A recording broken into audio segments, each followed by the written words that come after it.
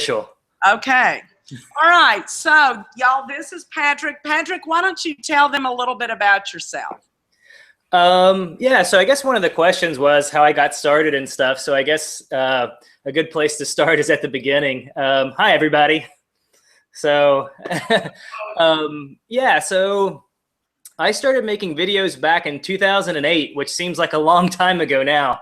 And part of the reason why I did it was because I couldn't get a job. So I lived in Nashville, Tennessee at the time, and was working on my PhD there, and had been teaching. There's a school there, Vanderbilt, and had been teaching there and was working on my PhD.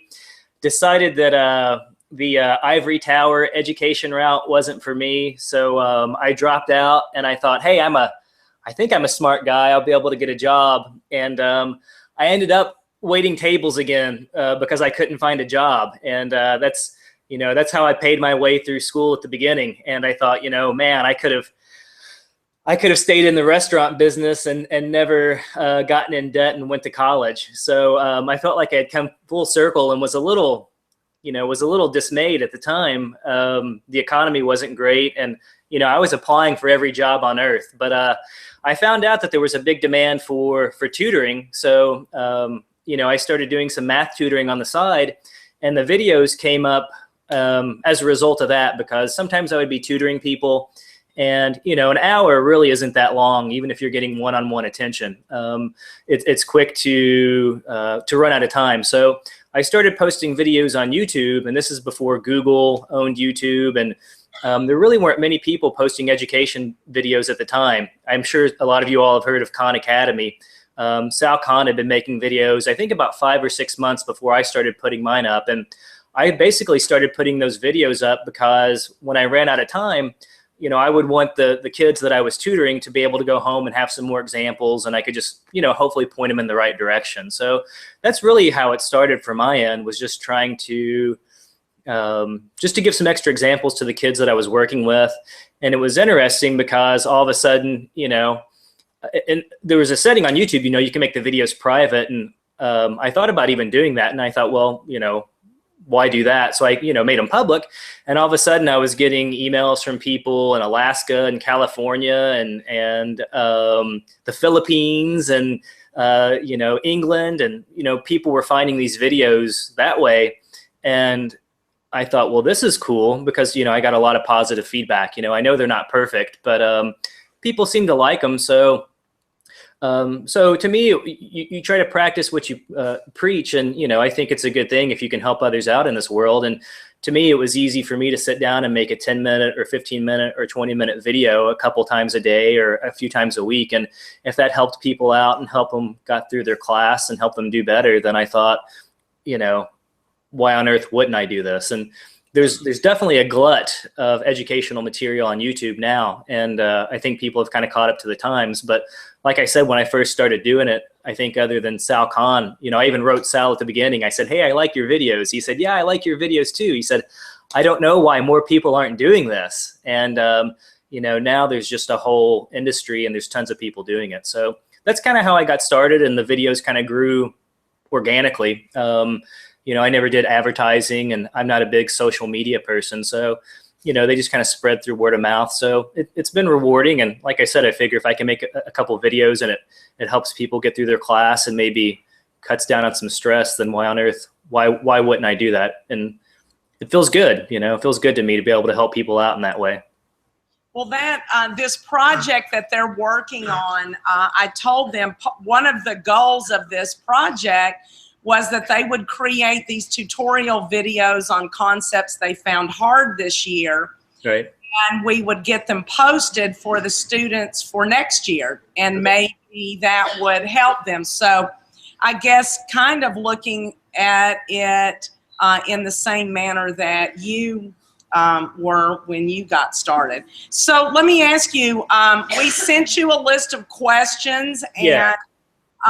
If you want to start kind of going through some of those questions and answering them. I know we talked about several of the questions that were sent late yesterday were more on technical editing type stuff.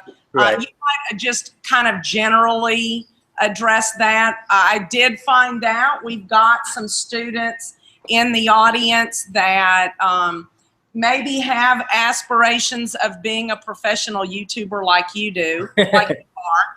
And I don't know that I've mentioned to them, you know, I talked to you about one of our high school students, Sam Lichtenwalter, that has created a YouTube channel in lieu of working for Brookshire's, and he's done quite well with the GingeCast channel. So if you can just kind of get started giving them tips and tricks and so absolutely. So I've definitely got a list of questions, and I've reached out a couple people on the editing side. I don't know if you guys know Tyler DeWitt. He makes chemistry videos.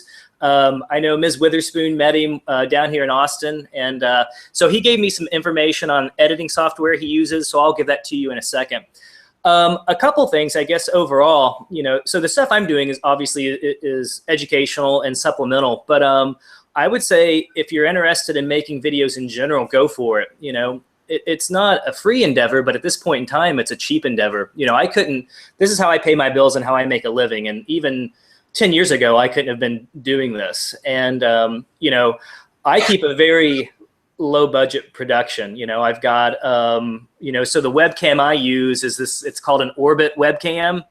And when I bought it, I think they were like $100. Now they're like, I was just looking just now, and now they're like $300. So, you know, not the cheapest in the world. And the microphone I'm using is this little Samsung Go mic, which was like $30. So, you know, and a lot of people even, where's my phone? A lot of people, when they're recording videos, you know, for educational stuff, will even, you know, set up a stack of books and have the camera pointing down, and we'll record videos like that. And, you know, an iPhone or you know, an Android or, you know, any recent type of smartphone will make super great quality videos. So, you know, again, it's not free, but I think it's a lot of the technology that people already have. I mean, I would assume probably almost all of you have a smartphone in your, or, you know, a phone in your pocket or in your bag or somewhere. So maybe not everybody, but I would wager the majority of you. So one thing I would say is if you're interested in making videos in general, go for it. You know, I used to play a lot of video games growing up, and my parents said, you know, you're wasting your time. And if you look at YouTube, I think the highest paid people now are people like, was it PewDiePie, and there's Hutch and these other people that are doing video game streams, and they're making literally millions of dollars a year. So there's the old saying, don't trust anyone over 30. So don't trust anyone over 30. You know, I think if you've got a passion for something, go for it. So I think that's the exciting thing about the internet, is that it's accessible. So for that type of stuff, you know, for the streaming and things like that, I think you would need to be a little more sophisticated, and that's beyond my realm of expertise. So you would have to do some searching, and a lot of that I think is just using good screen capturing software, which again, I don't think is too complicated to find. So, but I guess let me focus on the educational things, because that's what you guys are going to be making. And I guess I've got your list of questions here, so let me just kind of stroll through them and just give you some of my thoughts on them, and hopefully it'll help you a little bit. So I guess I'm just going to take them. I've got a big list, so I guess I'm just going to take them in order here. So the first one I have here, it says, how do you fit a lot of information into a short video? And I would say the answer to that is you don't. I mean, you can't take a lot of information and compress it into a 5 or 10 minute video. It just doesn't work that way. I think that's sometimes what happens in a math lecture, for example. You know, you've got all this information and people try to, you know, maybe you have a 90-minute or a 60-minute course, and it's just impossible to get all that information across quickly. So, you just can't. My advice is, if you have a lot of information, usually try to break it into smaller bite-sized pieces. You know, I think I read somewhere, and I'm sure some of the instructors can maybe correct me or verify this, but I think they said, you know, our attention span is somewhere around 10 or 15 minutes. So usually after about a 50-minute lecture, after, you know, about 10 or 15 minutes into it, especially with a math lecture, you're saturated. I mean, I like math, and even in grad school, you know, we would have these 90-minute courses, and after 15 minutes, I was staring at the window because I was cashed out. I had had enough, and it was already information overload. So I think the sweet spot, from what I understand on videos and especially on YouTube, is you want to keep them between 5 to 10 minutes. And you'll even see a lot of like sort of entertainment videos that are shorter than that. You know, I find it hard to do an educational video in less than 5 minutes, but I would say 5 to 10 minutes is the sweet spot. And if you need to, you know, make it part 1, part 2, part 3, and let people come back to it. So that's one thing that I would do. Let's see, number 2, how do you go about figuring out the most important things to put in it? Again, this is, you know, hard to say. For me, I guess I have the luxury of having taught this stuff and tutored it a lot. So I guess I'm a little bit more experienced with it than a lot of you all are. If it's something for you guys that it's new, I would say probably the important things to put in it are the things that were initially confusing to you. Because if it's confusing to you, it's probably going to be confusing to other students as well. And you can always, you know, ask other students. And so I had that luxury. When I would make a video, you know, I had taught this material a lot of times. So I had seen these sort of same common questions over and over. So again, that's a luxury that I had that maybe you don't. But, you know, I'm a very visual learner. So one thing that's important for me is I like to, if it's something, you know, if it's an algebra and has graphs, then I'll put graphs in it. You know, if I can put pictures to illustrate it, I think that always helps instead of just symbols and text. A lot of the popular stuff on YouTube right now are the, we call them edutainment videos. There are a lot of the educational videos, but they have cartoons. And I love those videos. You know, they're fun to watch. So I think if you can keep people engaged in a variety of ways, that's a good thing. So let's see. And, you know, when I make a video too, I usually try to write down, you know, I want to write down the basic stuff, but not too much. So if there's, you know, a definition or a theorem or a formula, I'll usually write that down at the beginning, just in case, you know, a student doesn't have, you know, maybe they don't have their textbook with them. So I don't just want to say, hey, we're talking about the remainder theorem in algebra, and then the student says, I don't know, remember what the remainder theorem is, but at least then I have it right there at the very beginning so they can see it. You know, I don't work out the full problem, because to me, I just don't want to pull down a piece of paper step by step. I want to actually work through it and talk about it. But things like theorems and definitions, sort of you know, the sort of key ideas I'll put in there. So number 3, how long does it take you to make a short video? And Ms. Witherspoon, I don't know how much time you guys have budgeted for this, so tell me to speed up or slow down. You're doing great. This is awesome. Okay. I've already tweeted out a picture. Okay. So 3, it says, how long does it take you to make a short video? For me, I can sit down and crank out a video, you know, from booting up the computer to busting out the paper and the pens. You know, I can make a video in 10 minutes.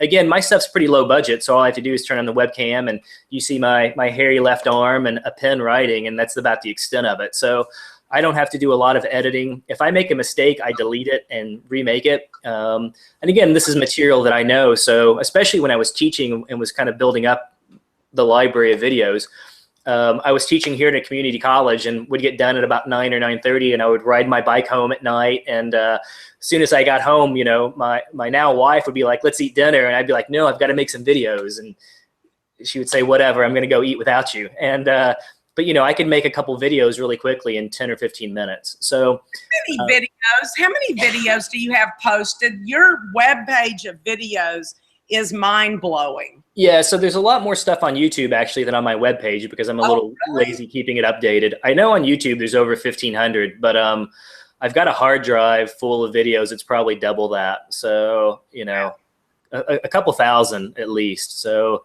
a lot of stuff. But, you know, like I said, I've been making those since, you know, for 7 years now. So I've had plenty of time. You know, it sounds like a lot, but if you think about it, it's really, you know, it's one every, what, few days or something. So, and again, they're short and sweet. So, so how long does it take you to make a short video? For me, not long at all. If it's material that I'm familiar with, I can, you know, grind through it pretty quickly, which is, again, why I have so many videos. There's not a lot of production, so I can make them quickly.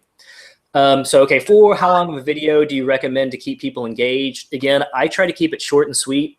If it's, you know, if it's a video that I know is going to take a long time, maybe it's a problem that's going to take me 20 or 30 minutes, then I'll break it up into parts. I'll kind of find nice little segues where I can say, okay, we're done with this one, let's go on to the next one. And you know, that may depend. Maybe the first part, you know, I think a good thing to make a good video is to give some motivation. And I think this is something that's lacking in a lot of math classes in general is, okay, here we're going to talk about, you know, some random topic, and there's really no motivation as to why you should even remotely be interested. It's like, here it is, and you're supposed to go home and memorize this theorem and this definition, and you're going to do some problems on it, and then we're going to go to the next topic. And I always found that really annoying as a student. So I think a lot of the stuff that you do learn, you almost don't end up applying it sometimes until a year or two later in more advanced classes. And some people never get there, and that's fine. But I think to give somebody some motivation is also an important thing to do at the beginning. So if you can say, hey, you know, maybe, you know, for example, I saw that there was a topic about dilations. You know, that stuff is used in animation and computer graphics. So, you know, if somebody's interested in maybe computer science or doing something like that, you know, somebody would learn that. You know, if you watch a good Pixar movie, you know, all that, the software that's making that stuff happen, they're using dilations and stretching, and people use matrices and vectors to make that stuff happen. That's how it's programmed in there. So, so, you know, I think some motivation is great, because otherwise it just feels like you're learning another random formula to take a test on to forget it 2 weeks later. And unfortunately, I think that's how a lot of math classes are still taught. Hopefully at some point in time, somebody will change that. So what tips can you give us on making short videos? Again, you know, don't make them, you know, don't make it short just for the sake of making it short, because then you're going to lose out on some information. But and it depends on who your audience is. You know, my audience, when I make videos, I kind of, you know, to me, anybody could be watching this. It's not, you know, my classmates down the road. So I don't know if they've seen this and stuff in class, how much they've seen it in class. So I usually err on the side of caution and try to put more information versus less information. For you all, if it's only targeted to your future classmates, you know, maybe you can sort of skip out on some of the theorems and some of the definitions. Maybe you don't have to talk about that. Maybe you can work under the assumption that you know, your future classmates have already done that stuff. So again, that's something you have to gauge, and you have to think about your audience. What kind of videos have you found to be the most engaging to your audience? Probably not my videos. Again, I think the ones that people really like about the education are the edutainment videos. I don't know if you all have seen videos. There's a guy, Minute Physics. He does physics videos. There's Vi Hart does math videos. There's a guy called Numberphile. What's his name? Brady is his last name. They make really entertaining educational videos, but they're also not the videos that are going to help you pass your class. So they may give you that hook to draw you in. So, you know, so I hate to say it, my stuff is a little more on the technical side. So I don't know how, I think a lot of people are, you know, some people are there because they want to learn mathematics better. A lot of people are there because it's late at night and they need to get their homework done. So, so in terms of engaging, I think it varies. You know, in terms of views, most of my views come from algebra and calculus. I've thought about learning some animation and some of that stuff, but I don't know if that's the route I want to go. But definitely in terms of drawing people in, again, people like to see that type of stuff. So what's a mistake you've made that you've learned from that may help us? Well, actually something, so if you're going to do it in my style, which is, you know, some people use like a whiteboard or a blackboard or a computer so that you never actually see somebody's hand. One of the big things that I found is, especially being left-handed, is that a lot of times my arm will be blocking what I'm writing. And sometimes I'll have a tendency to leave my hand in the way.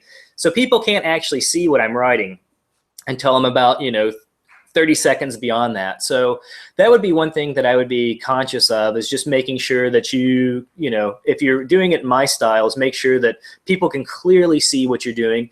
And I'm not normally a very neat person. My handwriting's not very neat. But when I make videos, I try to keep things very organized and very structured and very clear and easy to follow. You know, I had a professor that would write in this corner of the board, and then he would be down here, and then he would be over here, and he would have arrows, and it was a big mess to read. So that's one thing I learned, was to try to keep things clear. Another thing is just having good audio and good lighting. You know, so again, if you're using computer software, maybe that's not an issue. Again, my little $30 microphone I found has made a big difference. I still get people commenting, and they say, you know, they'll complain about the videos from 2008 about the bad audio. And I say, yeah, it's not the best, but hopefully the problem's been fixed. So for me, those were the big ones. And again, some people say there's too much information. Some people say there's not enough information in the videos. I would rather have too much versus too little. So number 9, what is the best way to organize your thoughts before starting the video?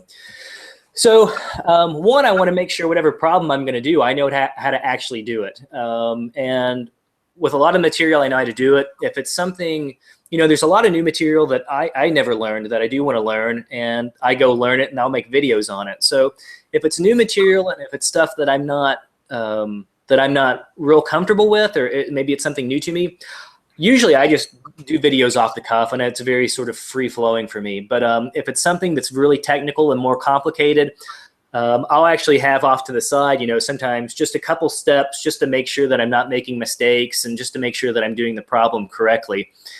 You know, I don't want to look at a problem for 30 seconds and say, what do I do next? Because A, people think you don't know what you're doing, which is, I guess, kind of true. You're trying to figure it out. And 2, it's just you know, you're just kind of killing time at that point. So, you know, if it's something that you don't feel comfortable with, I would say sketch it out. You know, a lot of people, I'm sure a lot of you all have seen like the crash course videos. I'm not positive, but in my understanding on those, you know, they've got total scripting and, you know, they're reading, and I could be mistaken, but I think those guys have everything. I don't know if they're using a teleprompter or what. Again, don't quote me on this. I've read somewhere that they basically have everything totally scripted out. So in that case, you know, it's nice because you know what you're going to say and it's right there and it's just giving a good presentation. So I would say it depends on your comfort level, but mainly just, you know, if you know what you're talking about, you're going to present it well. So would be my advice. And if you don't feel comfortable with the material, you know, spend some more time on it. And let's see. So how do you edit a video? So I don't edit videos at all. But I'm going to look on my phone here because I contacted Tyler DeWitt this morning. He said if you're using a Mac, he said he uses Final Cut for Macs. And so anybody in tech apps, or the only our like high-level tech apps kids have access to Final Cut. They all are going to have access to iMovie. Okay. And also WeVideo. They can save all their stuff to their Google Drive and use WeVideo. Okay. So yeah. So he said iMovie also works, but it's quite basic. He said if they're using PCs, which is what I have, he says he hasn't found a great solution, but he said Avid Express and Adobe Premiere are decent programs. So Avid Express and Adobe Premiere. So might be some you check out. For me, you can even, when you upload stuff, for example, to YouTube, they actually have an editor that you can use within YouTube, and you can sort of cut and splice and move things around. Again, it's pretty basic, but it's something that I use periodically. You know, somebody said, one of the questions further down, I think I remember where is it at? I don't know. It said something like, what do you do about long pauses in your videos? Typically, I try to keep them out, but that's another thing. I was talking about kind of keeping your hands out of the way so people can read it. If there is a long pause, I can actually use YouTube to cut out, you know, from 1 minute and 20 seconds to 1 minute and 30 seconds. And if I'm quiet and my hands aren't in the way, then people will never know that I actually deleted that part of the video anyway. So that's kind of another useful thing for me. So there are some in YouTube, some editing things that you can do. So But again, you know, editing, I know some of those people that do some of the edutainment stuff, like again, like Crash Course and Numberphile and ViHeart. I'm sure they're spending a lot of time. Minute Physics, I think they're probably spending as much or more time actually editing the videos than they are making them to make them look slick. So it can be a time-consuming process for sure. How do you improve sound quality? Get a decent microphone. You know, I've probably bought 10 different microphones over the years. And again, this little, I don't know, hopefully I sound okay to you guys. I was looking at one of my more recent videos this morning, and to me, the audio sounds crystal clear to me. So, so I think there's cheap solutions. You don't have to go out and buy, you know, 100, 200, 300. You can spend as much as you want on a high quality microphone. And for me, this was super simple. I plugged it in and used it, and boom. So again, how long do videos take you to film? So I think we talked about that. It depends, but in general, I don't think I've ever had a video that's taken me longer than 25 minutes to film from start to end. Of course, again, there's some time, you know, there's time learning the material if it's something I'm unfamiliar with. So you have to take that into account. What types of topics do you make videos on? I've actually recently started making some chess videos. Imagine that. So I'm also a chess geek. I started playing chess before I got interested into mathematics. But, you know, mostly they're all mathematics videos. They started arithmetic, pre-algebra, algebra, calculus, trigonometry. It goes through almost undergraduate mathematics, linear algebra, differential equations. There's a little bit of statistics. I can almost get you through an undergraduate degree in mathematics, is what I've got videos on. So what was your first video shot like? My first one was actually me. I was cut off about here because I'm always nervous about showing my face. I've actually read some things about when people see your face in a video, it actually detracts a little bit because it turns out that people actually start watching you instead of the video. And there's a company here in Austin that I make videos for, and they've got a guy, and you see his face, and it's funny because his hair gets longer, and then it's short, and his clothes look so out of date already. He looks like, you know, the 90s. He looks like so unfashionable. So that's why you just see my arm now. So my first video was me just writing on a whiteboard, and I had a microphone that was, you know, on a cord, and it was very cumbersome and didn't work. So the reason why I make those videos now too, especially, is I wanted sort of to replicate that situation of, you know, tutoring somebody where they felt like they were sitting right beside me, you could see what's happening. And that's the style that I like to see personally. So how long do you recommend videos to be? Again, you know, 5 to 10 minutes is a sweet spot. I found that if I had a video going much over that, I would break it into parts. And somehow I think psychologically that makes them easier to digest. So I think if people see that there's a 30-minute video, they're just like, oh, I don't want to watch that. But there's something nice about being able to go through part 1, part 2, part 3. But that's my own opinion. How can you get music onto your videos? This is a tricky one, especially if you're going to put them on YouTube. The short answer is don't do it, because YouTube will flag you and they will immediately pull them so that you can't use them. So if you want to put Beyonce in your math video, yeah, it ain't going to work. So and I've had that happen. You know, I don't understand how we can't filter YouTube, but boy, as soon as you post a video that's got a copyrighted, even a small clip, yep, and it's immediately flagged.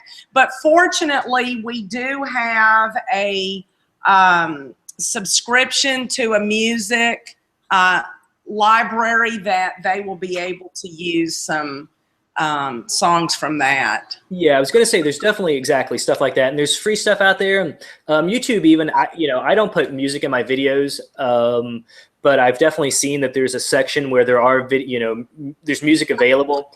I don't remember how much it was. I looked at the people. I like music. I listen to music every single day and every single night.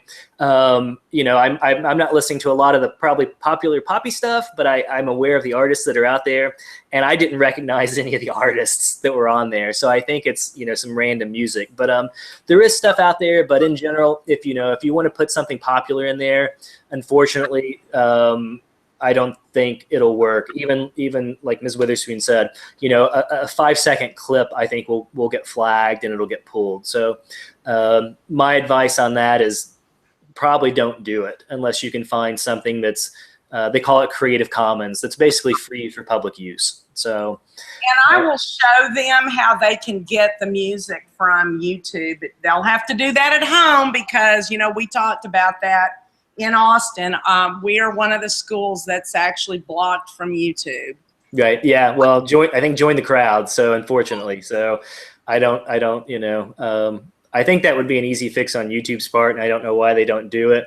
I mean, again, I think we talked about this. I think students have about 1,000,001 websites to entertain themselves with. It's not like YouTube is the only one to kill time on, but that's another discussion. So, so editing software. What editing software do you use? Again, I don't use any.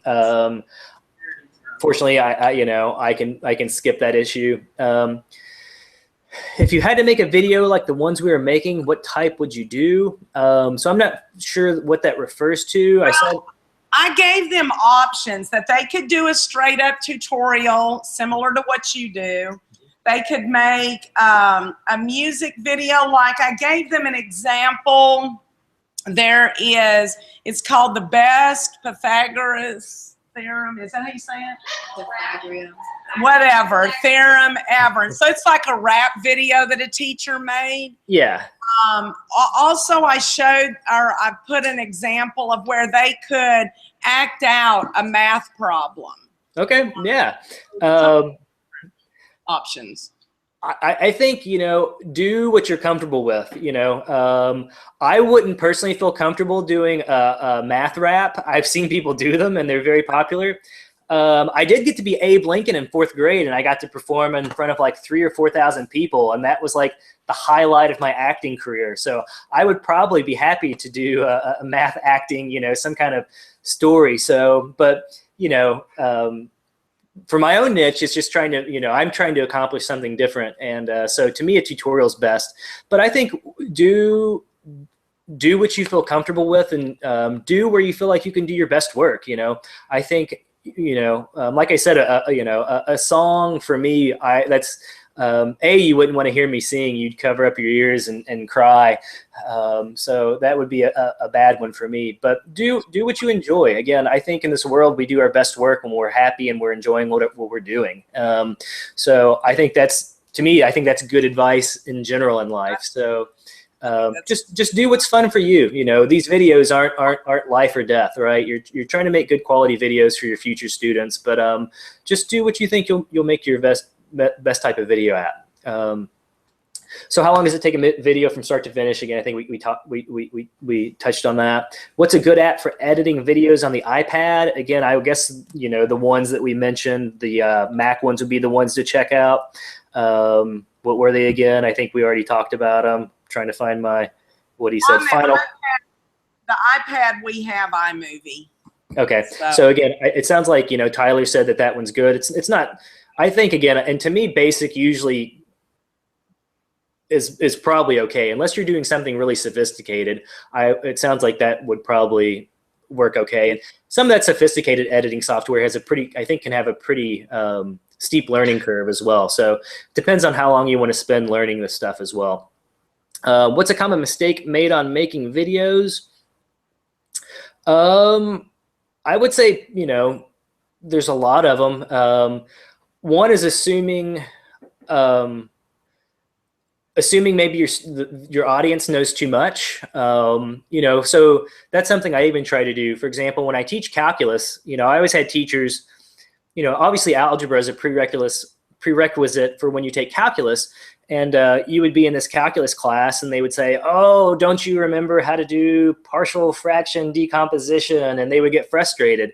And I would say, well, I don't even remember what that means. You know, we talked about that in algebra class like 2 or 3 years ago. So I would say it never hurts to go back and to fill in a little bit extra material. Maybe it's something you assume that somebody should know, but if it's, you obviously can't reinvent the wheel and start at arithmetic and work all the way up. But if it's something that you think might be a little confusing or something that someone has forgotten, I would say, you know, take a minute to maybe explain that, at least refresh them, or, you know, try to tell them, maybe point somebody in the right direction. You know, I have that luxury again of my videos. I say, hey, if you've forgotten this little topic, you know, I've got a video on it and I can put a link in the descriptions.